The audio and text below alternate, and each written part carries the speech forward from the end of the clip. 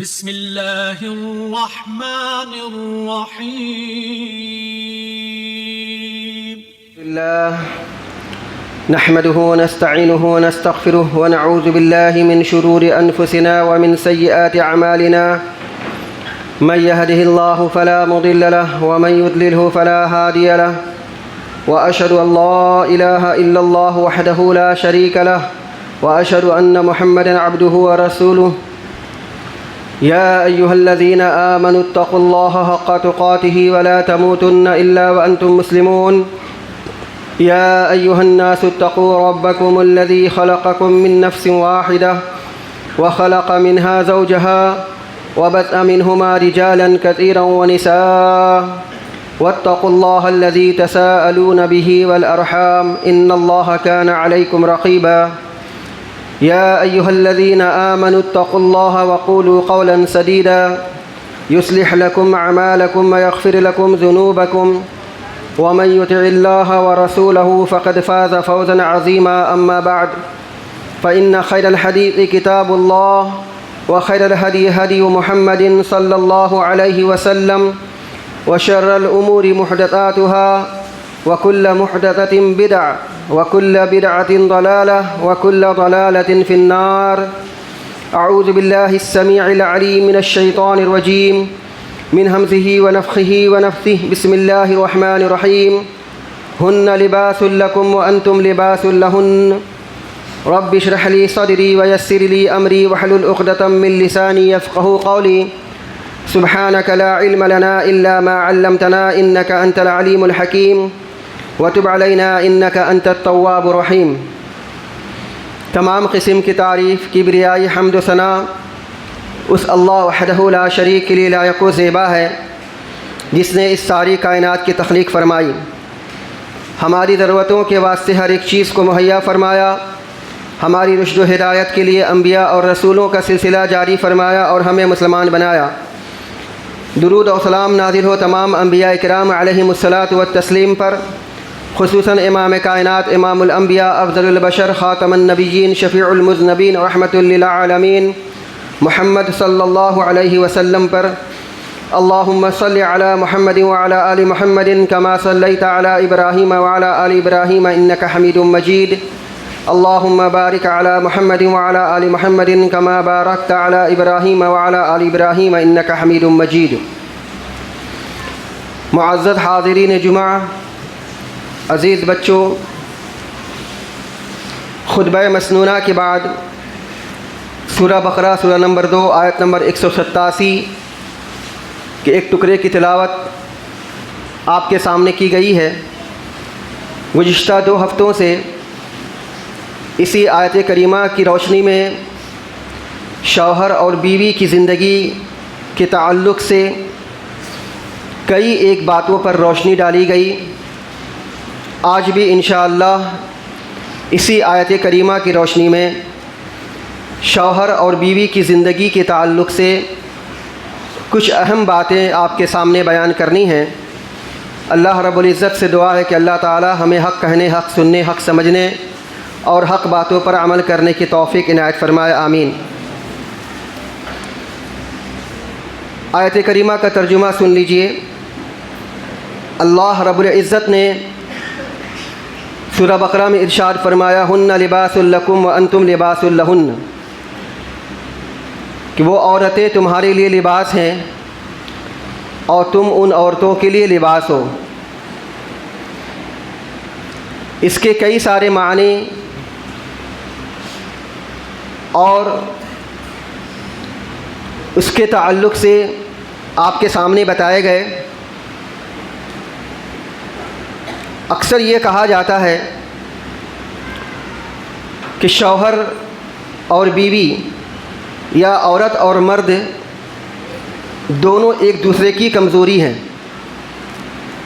لیکن اگر آپ قرآن کریم کا مطالعہ کریں گے اور رسول اکرم صلی اللہ علیہ وسلم کی حدیث کا مطالعہ کریں گے تو آپ کو معلوم ہوگا کہ شوہر اور بیوی دونوں ایک دوسرے کی کمزوری نہیں بلکہ دونوں ایک دوسرے کی طاقت ہیں. اور یہ بات اچھی طریقے سے سمجھ لیجیے، بہت اہم اور بنیادی بات ہے کہ شوہر اور بیوی جب ایک دوسرے کی طاقت بن کر کے زندگی بسر کریں گے تو ان کی زندگی بہت اچھے طریقے سے بسر ہو سکے گی۔ اسی وجہ سے آپ کو بتلایا گیا کہ جب بھی آپ نکاح کرنے جائیں تو نکاح کے وقت میں نیک اور دیندار بیوی کا انتخاب کریں، اس لیے کہ اگر بیوی نیک ہوگی اور مومنہ ہوگی تو وہ طاقتور ہوگی۔ صحیح مسلم کی حدیث میں ہے، رسول اللہ صلی اللہ علیہ وسلم نے ارشاد فرمایا کہ طاقتور مومن اللہ سبحانہ و تعالیٰ کے نزدیک کمزور مومن سے بہتر ہے۔ ایک روایت کے اندر میں رسول اکرم صلی اللہ علیہ وسلم نے ارشاد فرمایا، اس بات کو بہت اچھی طریقے سے دھیان میں رکھیے کہ ہمارے وہ بھائی جنہوں نے ابھی نکاح نہیں کیا ہے، نکاح کے لیے سوچ رہے ہیں، رشتے کا انتخاب بھی کر رہے ہیں اور ان کی پوری کوشش ہے کہ نیک اور صالح بیوی ہو،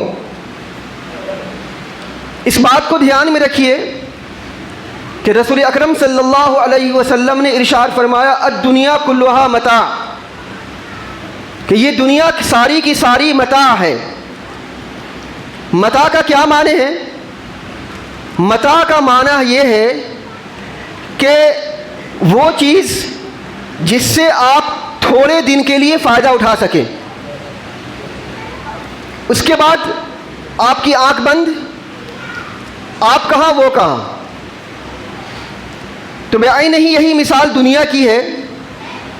اس دنیا کی زندگی میں جب تک آپ ہیں آپ اس سے فائدہ اٹھائیے، جب تک آپ کی آنکھ کھلی ہوئی ہے آپ اس سے فائدہ اٹھائیے۔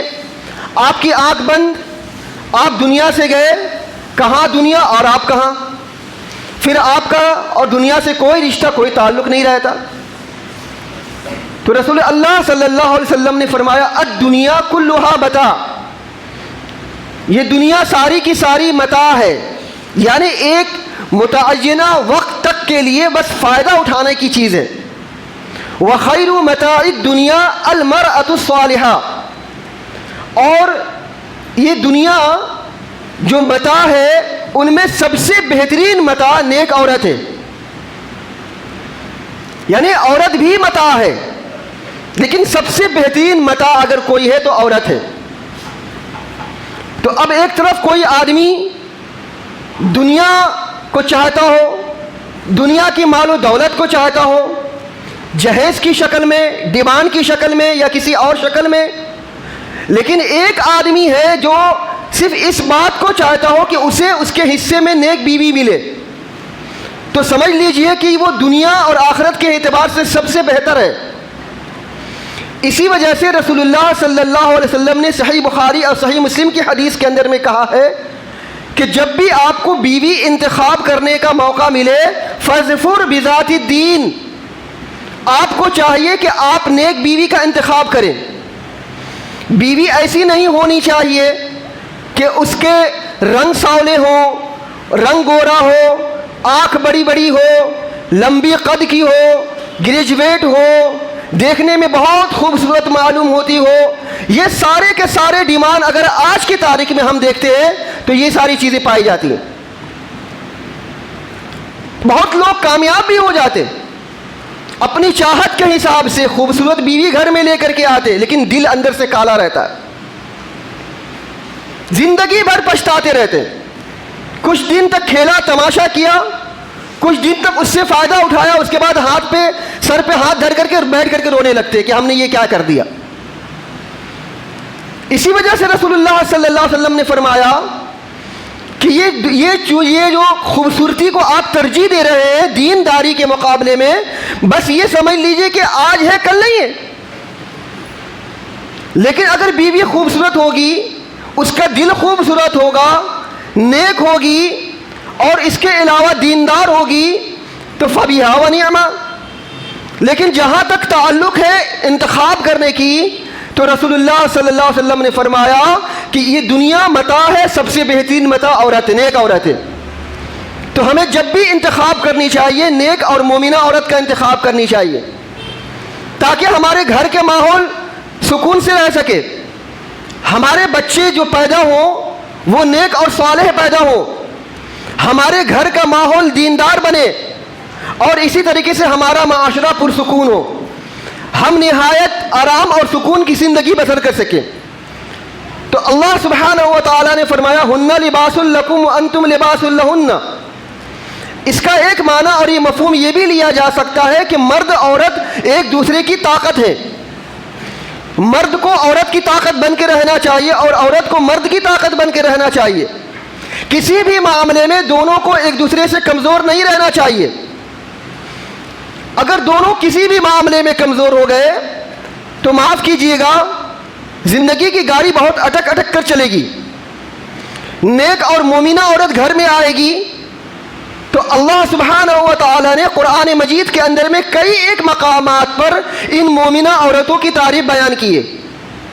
اللہ سبحانہ و تعالیٰ نے ان مومنہ عورتوں کے لیے جنت کی خوشخبری سنائی ہے، اور اللہ سبحانہ و تعالیٰ نے مومنہ عورتوں کی تعریف قرآن مجید میں بیان کی ہے۔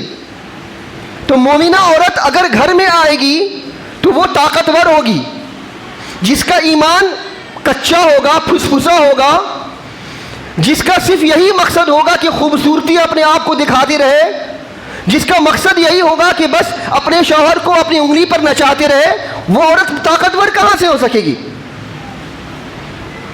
اللہ کے رسول صلی اللہ علیہ وسلم نے صحیح مسلم میں ارشاد فرمایا کہ مومن، طاقتور مومن اللہ سبحانہ و تعالیٰ کے نزدیک بہتر ہے کمزور مومن سے۔ اس لیے ہمیں مومنہ عورتوں کا انتخاب کرنی چاہیے۔ اس کی مثال لے لیجئے اماں خدیجہ رضی اللہ تعالی عنہ اور رسول اللہ صلی اللہ علیہ وسلم کی زندگی کے تعلق سے۔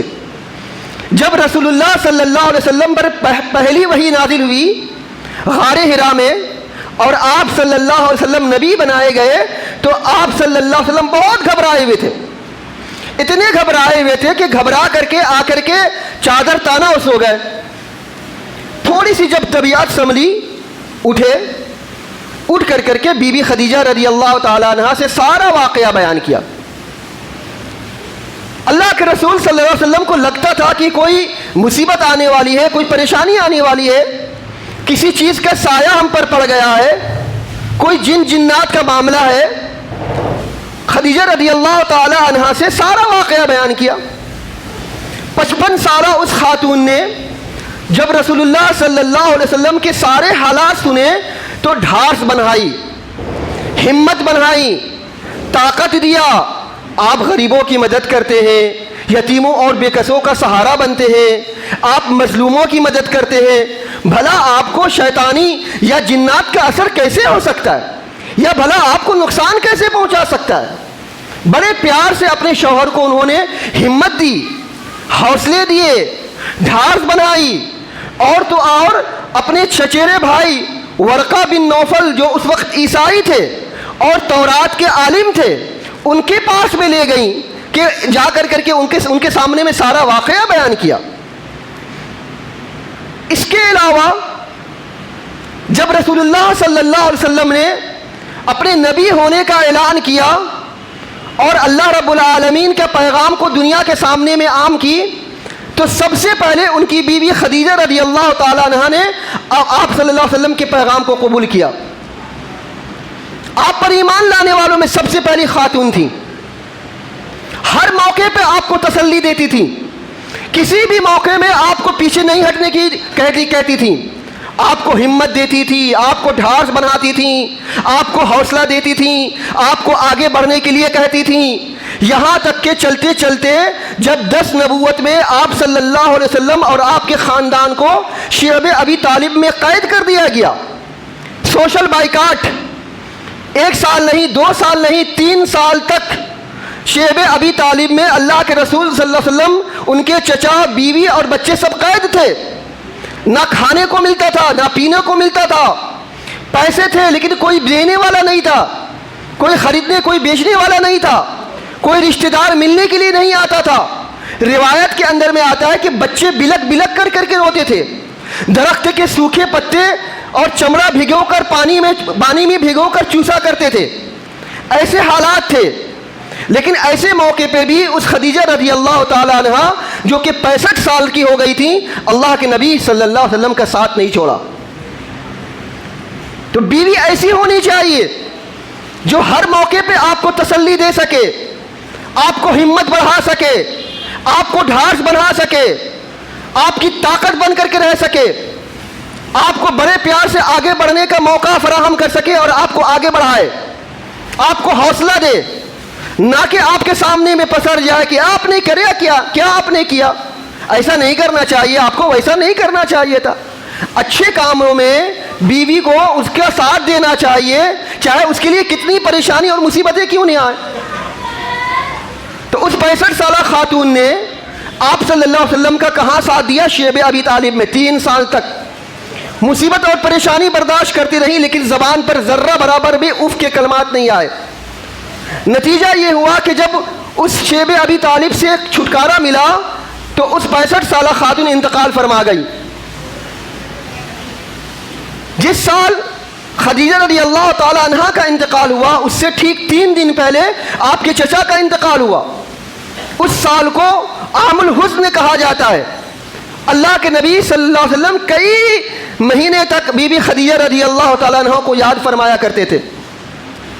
تو ایسی بیوی ہونی چاہیے، تو بیوی ایسی ہو کہ اسی طریقے سے مرد بھی طاقتور ہو کہ جب بھی کوئی ایسی بات آئے کہ بیوی کو حوصلہ دے سکے، ہمت دے سکے، اس کو ڈھارس بنا سکے، اس کی حوصلہ افزائی کر سکے، اس کے کئی معاملے میں اس کی تعریف بیان کرے۔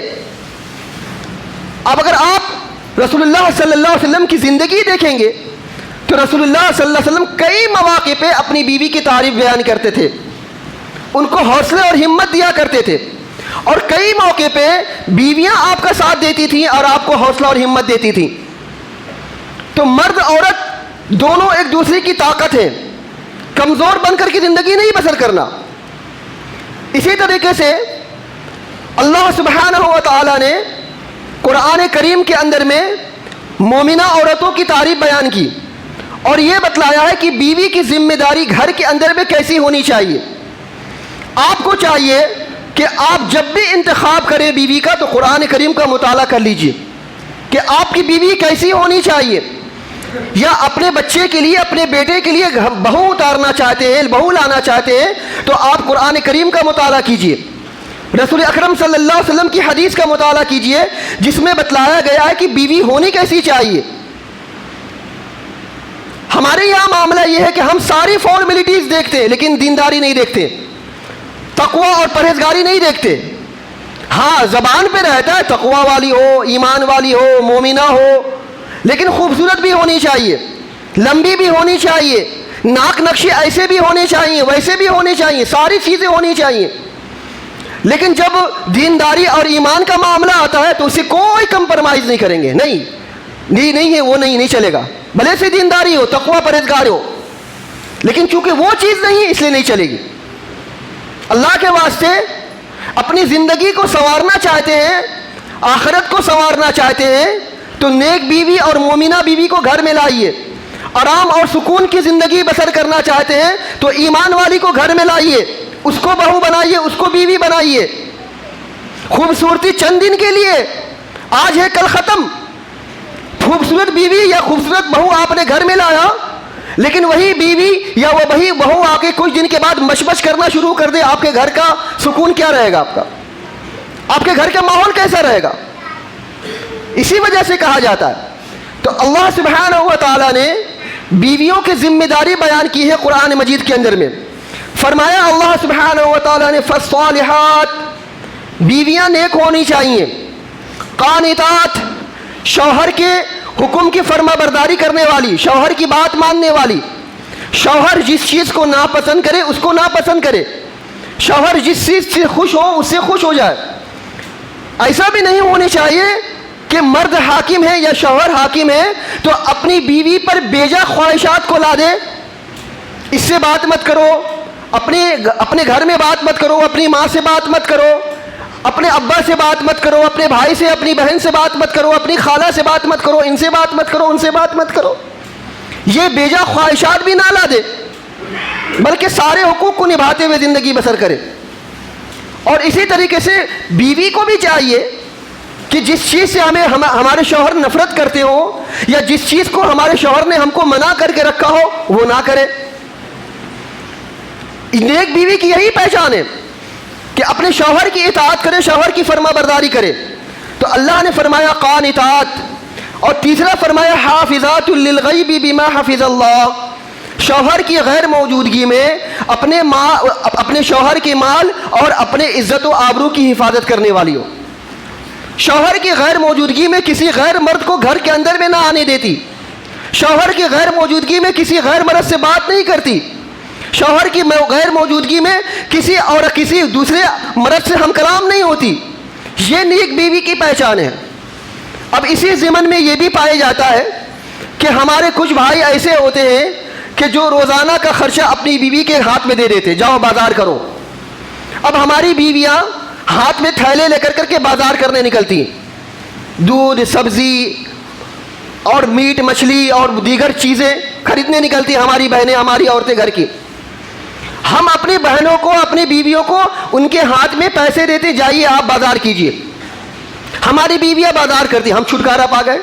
ہفتے کا خرچہ دے دیا، مہینے کا خرچہ دے دیا، ڈیلی کا خرچہ دے دیا، جائے آپ بازار کرے. وہ اپنے حساب سے بازار کرتی ہیں.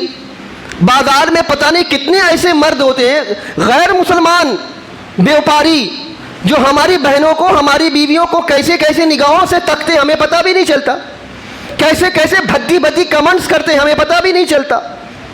تو اللہ کے واسطے یہ بھی اپنی ذمہ داری آپ کی ہے کہ آپ اپنے گھر کے بازار سودا سلف خود لائیں، نہ کہ اپنی بیویوں کو دیں.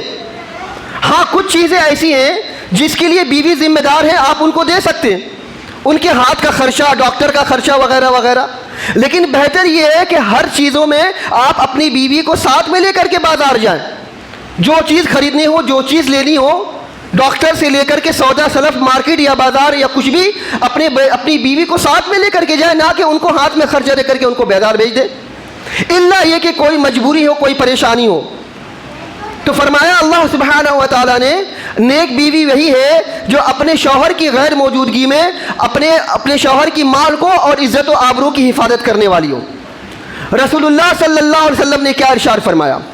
رسول اللہ صلی اللہ علیہ وسلم نے نیک بیوی کے بارے میں فرمایا، یا اسی طریقے سے بیوی کی ذمہ داری کیا ہونی چاہیے اس کے بارے میں فرمایا، اذا صلت خمسها المرأة اذا صلت خمسها. نیک بیوی وہی ہے یا بیوی کی ذمہ داری وہی ہے کہ جب نماز 5 وقت کی نماز پڑھ لے، وصامت شہرها، رمضان کے روزے رکھ لے، واحسنت فرجها، اور اپنے شرمگاہوں کی حفاظت کر لے، وَأَطَاعَتْ بَعْلَهَا، اور اپنے شوہر کی اطاعت و فرما برداری کرے، فَلْتَدْخُلْ مِنْ أَيِّ أَبْوَابِ الْجَنَّةِ شَاءَتْ، اس کو اختیار دے دیا جاتا ہے کہ جنت کے کسی بھی دروازے کو انتخاب کر لو، چلے جاؤ. کسی بھی جنت کے کسی بھی دروازے کو پسند کر لو، چلے جاؤ. اس کو اختیار دے دیا جاتا. کیسے فرمایا اللہ کے رسول صلی اللہ علیہ وسلم نے؟ بیویوں کے کیا حقوق بھی ہے یا بیوی کی ذمہ داری کیا ہونی چاہیے؟ شوہر کی اطاعت و فرما برداری کرے، 5 وقت کی نماز پڑھے، رمضان کے مہینے کے روزے رکھے، اپنی شرمگاہوں کی حفاظت کرے. بس یہ 4 اس کی ذمہ داری ہے. یہ کر لے جنت کے اندر میں داخل. ایک روایت کے اندر میں سنن نسائی کی روایت ہے، رسول اللہ صلی اللہ علیہ وسلم سے پوچھا گیا، اللہ کے نبی صلی اللہ علیہ وسلم یہ بتلائیے کہ سب سے بہترین بیوی کون ہے؟ آپ صلی اللہ علیہ وسلم نے فرمایا، عورتوں میں سب سے بہترین بیوی وہ ہے کہ جب تم اس کی طرف دیکھو تو وہ تمہیں خوش کر دے. اس کی اچھائی، اس کی خوبی، آپ نے اس کو کسی بات کو کرنے کا حکم دیا، فوراً آپ کے حکم کی اطاعت و فرما برداری کری، فوراً آپ کی بات کو مان لیا، آپ کی اطاعت کر لی، آپ کے حکم کے آگے سر جھکا دیا. اسی وجہ سے تو اللہ رب العالمین نے قرآن مجید میں ہمیں دعا سکھلائی ہے, ربنا هب لنا من ازواجنا وذریاتنا قرۃ اعین, اے ہمارے پروردگار ہماری اولاد کو, ہماری بیویوں کو ہماری آنکھوں کی ٹھنڈک بنا. آپ گھر میں آئے تھکے مانگے, گھر میں آپ کی بیوی ہے نہیں, آپ کو کیا سکون ملے گا؟ کیا آپ کو آنکھوں کی ٹھنڈک ملے گی؟ بیوی کہاں گئی؟ پتہ چلا بازار میں گئی ہے, ان سے ملنے گئی, ان سے ملنے گئی, کس سے پوچھ کے گئی؟ تو آپ کو آٹومیٹک غصہ آتا ہے. یہ ساری چیزیں شیطان انہی چیزوں کو لے کر کے کھیلتا ہے اور آپ کی زندگی میں درار پیدا کرنے کی کوشش کرتا ہے.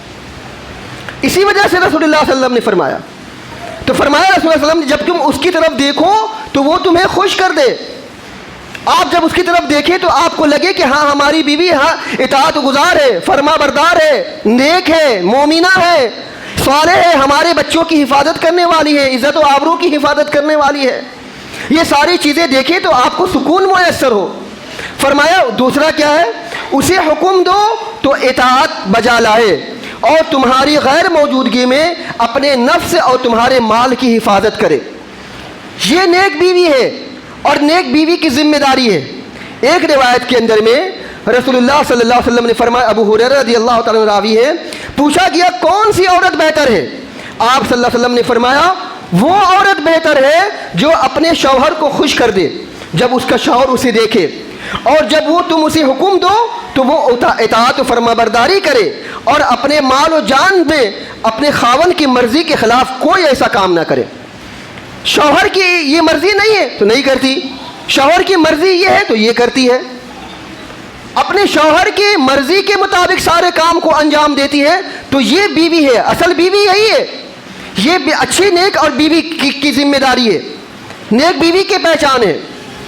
اسی طریقے سے ہماری زندگی میں بعض بیویاں ایسی ہوتی ہیں جو ہر وقت ناشکری پنا کرتی رہتی ہے. صحیح بخاری میں امام بخاری رحمۃ اللہ علیہ نے ایک حدیث نقل کی ہے جس کے اندر میں شکر گزار بیوی اور ناشکری بیوی کا واقعہ بیان کیا. اور کتاب ہے احادیث الانبیاء, یعنی انبیاء کے واقعات, انبیاء کی احادیث. اس احادیث کے اندر میں, ان واقعات کے اندر میں اسماعیل علیہ الصلاۃ والتسلیم اور ان کی بیوی کا واقعہ بیان کیا گیا کہ جب ابراہیم علیہ الصلاۃ والتسلیم نے اپنی بیوی اور اپنے بچوں کو مکہ کے بے آگ و گیا میدان میں چھوڑ کے جب چلے گئے اور اسی ماحول میں پرورش پاتے رہے اسماعیل علیہ الصلاۃ والتسلیم اور بڑے ہو گئے, تو شادی ہو گئی, ان کی شادی ہو گئی. اور ایک لمبے عرصے کے بعد, لمبی مدت کے بعد ابراہیم علیہ الصلاۃ والتسلیم اپنی بیوی اور اپنے بچے سے ملنے کے لیے آئے. تو اپنے بچے کے گھر گئے, اسماعیل علیہ الصلاۃ والتسلیم کے گھر پہنچے. تو اس وقت اتفاق سے اسماعیل علیہ الصلاۃ والتسلیم گھر پہ موجود نہیں تھے, بیوی موجود تھی. پوچھا کہ اسماعیل کہاں گئے؟ ان کی بیوی نے جواب دیا کہ رزق کی تلاش میں باہر گئے ہوئے. تو ان سے پوچھا, اپنی بہو سے پوچھا کہ تمہاری زندگی کی گاڑی کیسے چل رہی ہے؟ تو کہنے لگی کہ ہماری زندگی کی گاڑی تو بہت مشکل سے چل رہی ہے, کبھی کھاتے ہیں کبھی نہیں کھاتے ہیں, کبھی وہ بھی نہیں ملتا ہے. گویا کہ ایک طریقے سے شکایت بیان کرنی شروع کر دی کہ ہماری زندگی کی گاڑی اچھی نہیں چلتی, ہم سکون سے نہیں رہتے, بڑے پریشان رہتے ہیں, بڑی ہمیں مصیبت اور پریشانی میں زندگی بسر کرنی پڑتی ہے. ٹھیک ہے, ان کی اپنی بہو کے سارے واقعات کو سن لیے. سننے کے بعد کہا کہ اسماعیل جب آئیں تو ان کو میرا سلام کہنا اور یہ کہنا کہ گھر کے چوکھٹ کو بدل دیں. چنانچہ گئے کر کے چلے گئے. کچھ دیر کے بعد اسماعیل علیہ الصلوۃ والتسلیم گھر پہ آئے تو کچھ آہٹ محسوس کی. کہا کہ کوئی صاحب آئے تھے؟ کہ ہاں آئے تھے. اور وہ صاحب آ کر کے حال احوال پوچھ رہے تھے. تو جو حقیقت تھی ہم نے بیان کر دیا. ہماری زندگی کی گاڑی, ہماری پریشانی, ہماری مشکلات, کیسے کیسے ہم لوگ زندگی بسر کریں, کتنی تنگی میں ہم لوگ زندگی بسر کر رہے ہیں, سارے واقعات کو ہم نے بیان کر دیا. اور جاتے جاتے یہ میسج دے گئے, یہ پیغام دے گئے کہ اسماعیل آئے تو سلام کہنا اور کہنا کہ گھر کی چوکھٹ بدل دے. تو کہا کہ وہ ہمارے والد تھے, اور جو انہوں نے کہا ہے کہ گھر کی چوکھٹ بدل دے, اس کا مطلب یہ کہ میں تم کو طلاق دے دوں, اس لیے کہ تم نے ناشکری کی, تم نے حالات کا رونا رویا, تم نے مصیبت اور پریشانی بیان کی. اب عورتوں کا کیا ہوتا ہے کہ عورتیں تھوڑی سی پریشانی آئی پسر جاتی ہیں, ناک منہ پھلانے لگتی ہیں، پتہ نہیں کن سے جا کر کے واقعات بیان کرنے لگتے ہیں کہ ہم تو ایسے زندگی بسر کر رہے ہیں، ہم تو ویسے زندگی بسر کر رہے ہیں۔ اب وہ عورت ان کی طرح اگر ہو تو ان کے شوہر کے خلاف بھڑکاتی ہیں، اپنے شوہر سے ڈیمانڈ کرو، مطالبہ کرو، یہ ان کو ایسا کرنے بولو، ان کو ویسا کرنے بولو۔ یہ ناشکری بیوی کی پہچان ہوتی ہے۔ تو بہرحال اسماعیل علیہ السلام نے اس بیوی کو طلاق دے دیے۔ پھر کچھ عرصے کے بعد ابراہیم علیہ السلام اپنے بیٹے سے ملنے کے لیے آئے، اتفاق سے پھر گھر پہ موجود نہیں تھے۔ بیوی سے پوچھا کہاں ہے؟ کہا کہ رزق کی تلاش میں باہر نکلے ہوئے۔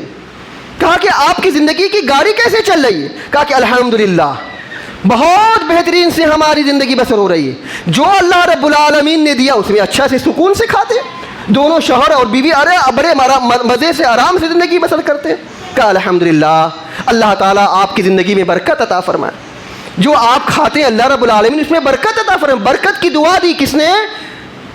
نبی علیہ الصلوۃ والتسلیم، ابراہیم علیہ الصلوۃ والتسلیم نے برکت کی دعا دی اور کہا کہ جب اسماعیل آئے تو ان کو میرا سلام کہیے گا اور کہیے گا کہ گھر کی چوکھٹ کو برقرار رکھیں۔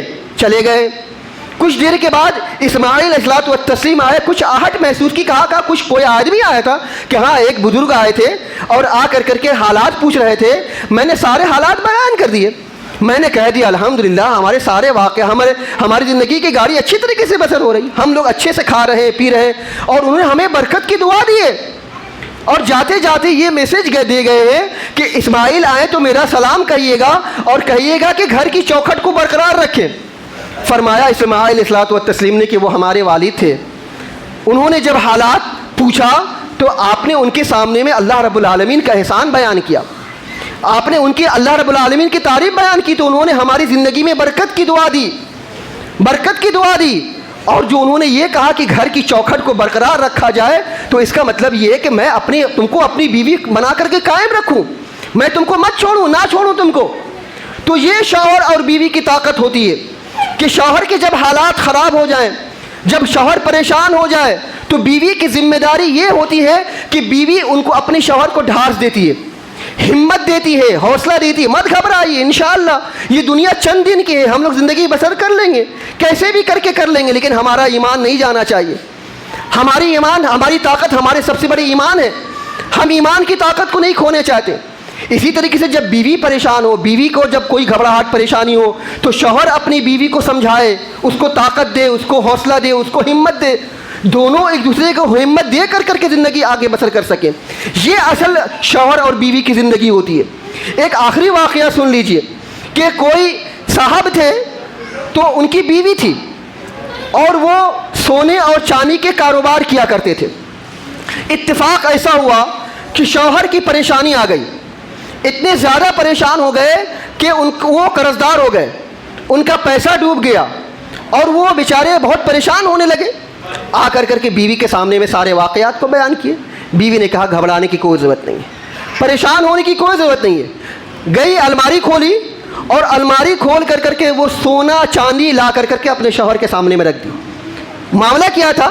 معاملہ یہ تھا کہ جب بھی ان کا شوہر کوئی سونا اور چاندی لاتا تھا تو اس میں سے تھوڑا سا نکال لیتی تھی اور نکال کر کے اس کو شیلف میں الماری میں جمع کر کے رکھتی تھی۔ اور جب حالات آج ایسے آ گئے کہ شوہر بیچارہ پریشان ہو گیا مالی اعتبار سے، تو وہ ساری کی ساری چیزیں لا کر کے اپنے شوہر کے سامنے میں رکھ دی۔ شوہر کی آنکھیں چمک گئیں، الحمدللہ میری بیوی اتنی سمجھدار، اتنی عقل مند، ان کی آنکھوں میں چمک آ گئی۔ ان کو لگا کہ اب انشاءاللہ ہماری زندگی کی گاڑی اچھے سے چل سکے گی، اب ہم پھر سے اسٹیبلش کر سکیں گے۔ تو یہ اچھی اور نیک بیوی اور عقل مند بیوی کی پہچان۔ اس کے پڑوس میں ایک اور بیوی رہتی تھی، تو ان کو جب پتہ چلا کہ ایسے ایسے حالات ہوئے ہیں، تو پتہ آپ نے کیسے اپنے شوہر کا دل جیتا، آپ نے کیسے اپنی بیوی اپنے شوہر کو حوصلہ ہمت دیا، سارے واقعات بیان کیے۔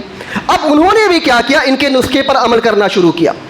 ان کے نسخے پر عمل کرتے ہوئے کچھ چیزوں کو جمع کرنا شروع کر دیا۔ اب اتفاق سے ان کے شوہر بھی بیچارے پریشان ہو گئے، مالی حالات خراب ہو گئے، دھندا مندہ چلنے لگا، بازار ٹھپ پڑ گیا، قرض دار ہو گئے۔ آ کر کے بیوی کے سامنے میں سارے واقعات بیان کیے۔ بیوی نے سیل کھولی، الماری کھول کر کے لا کر کے شوہر کے سامنے رکھ دی۔ شوہر بیچارہ اپنے پیشانی پہ ہاتھ دھر کر کے بیٹھ گیا، یا اللہ یہ کیا ہو گیا؟ تو کیا تھا؟